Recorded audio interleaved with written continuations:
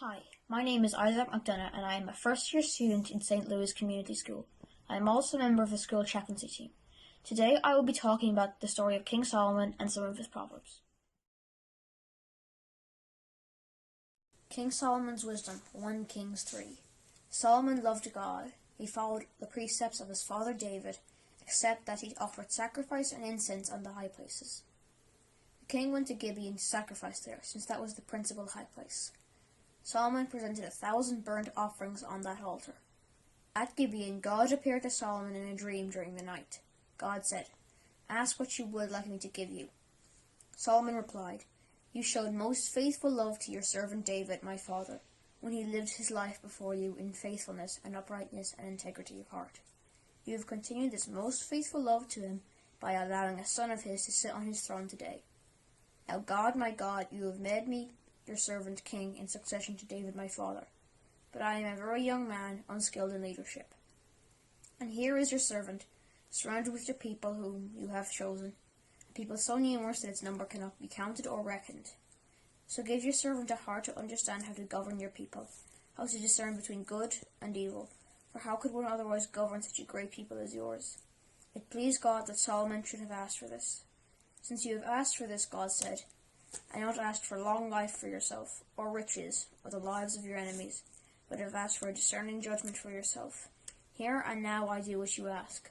I give you a heart wise and shrewd as no one has had before, and no one will have after you. What you have not asked I shall give you too, such as glory and riches as no other king can match.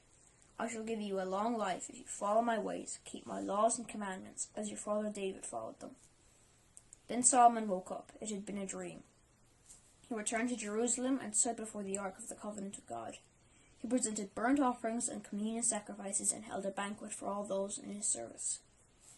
Later 2 women came to the king and stood before him. "If it pleases you, my lord," one of the women said, "this woman and I live in the same house, and while she was in the house I gave birth to a child. Now it happened on the 3rd day after my delivery that this woman also gave birth to a child. We were alone together. There was no one else in the house with us, just the 2 of us in the house. Now one night this woman's son died. She overlaid him.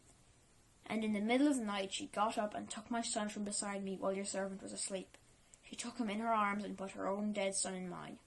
When I got up to suckle the child, there he was dead. But in the morning I looked at him carefully, and he was not the child I had borne at all." Then the other woman spoke. "That is not true. My son is the live one, yours is the dead one." And the first retorted, "That is not true. Your son is the dead one, mine is the live one." And so they wrangled before the king. "This one says," the king observed, "my son is the dead one who is alive. Your son is dead." While the other says, "That is not true. Your son is the dead one, mine is the live one." "Bring me a sword," said the king, and a sword was brought into the king's presence. "Cut the living child in 2, the king said, "and give half to one, half to the other." At this, the woman who was the mother of the living child addressed the king, for she felt acutely for her son. "I beg you, my lord," she said, "let them give her the live child. On no account let them kill him." While the other said, "He shall belong to neither of us. Cut him in half." Then the king gave his decision. "Give the live child to the first woman," he said, "and do not kill him. She is his mother." All Israel came to hear of the judgment which the king had pronounced, and held the king in awe, recognizing that he possessed divine wisdom for dispensing justice. I would like to talk about the story of Solomon's wisdom and how it relates to the world today. When God asked Solomon what he desired, Solomon did not ask for wealth or influence or more power. Instead, he asked for wisdom to help govern his people correctly. In today's world, a lot of politicians would not have asked for this. They would have simply asked for more things to serve their own self-interests, instead of asking for ways to help govern their people better. Solomon shows us this is not the way, and that we should value kindness, compassion, fairness, and justice over our own self-interests. I would also like to talk about some of Solomon's proverbs and how they relate to the world today. A gentle answer turns away wrath, but a harsh word stirs up anger.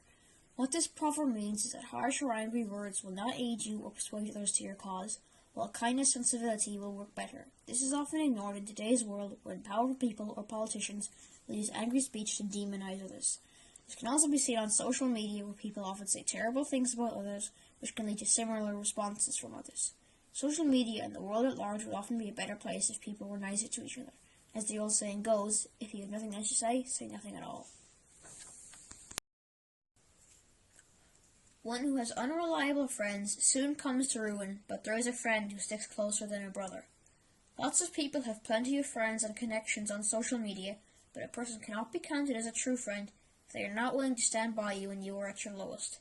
And this cannot be one-sided.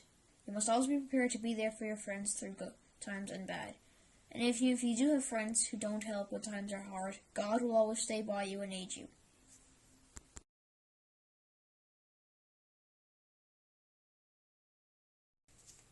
Trust in the Lord with all your heart, and lean not on your own understanding. In all your ways submit to Him, and He will make your path straight. In today's world, especially in times like the current COVID-19 crisis, it can be difficult to believe that God has a plan for us. Terrible events can often cause people to lose faith, but we should trust in God and His plan for us, and if we do, He will help us through. A good name is more desirable than great riches. To be esteemed is greater than silver or gold. In today's world, too much value is put on money or power or public face, and not enough on kindness or helping others. If everyone were to try and help others more than themselves, the world would be a better place.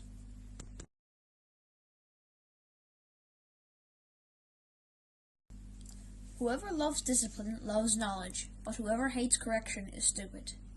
We can't all be right all the time. We should accept this and that other people may know more on some topics than we do ourselves.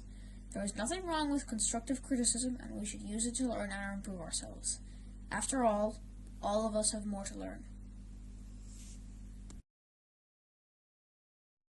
A cheerful heart is good medicine, but a crushed spirit dries up bones. Everyone goes through hard times at one point or another, and this can often get us down. But it is important to try and remain happy and optimistic. A positive attitude and belief in ourselves can help us overcome most things. Hail Mary, full of grace, the Lord is with thee. Blessed is thou amongst women, and blessed is the fruit of thy womb, Jesus. Holy Mary, Mother of God, forgive us sinners, now and at the hour of our death. Amen.